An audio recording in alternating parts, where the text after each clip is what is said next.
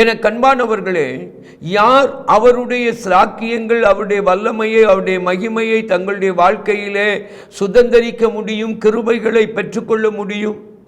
முதலாவது அவருடைய பிள்ளைகளாய் இருக்கிற அனுபவம்.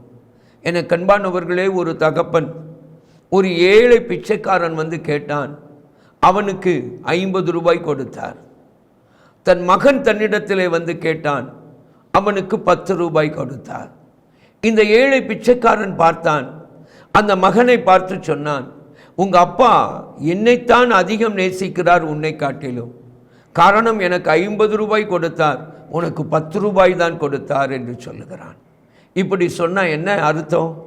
என கண்பானவர்களே, அந்த பிச்சைக்காரன் 50 ரூபாயோடு போயிடுவான். ஆனால் 10 ரூபா பெற்றாலும் மகன் தகப்பனோடு என்றும் இருப்பான். தகப்பனுடைய எல்லாவற்றிற்கும் உரிமைக்காரனாக இருப்பான்.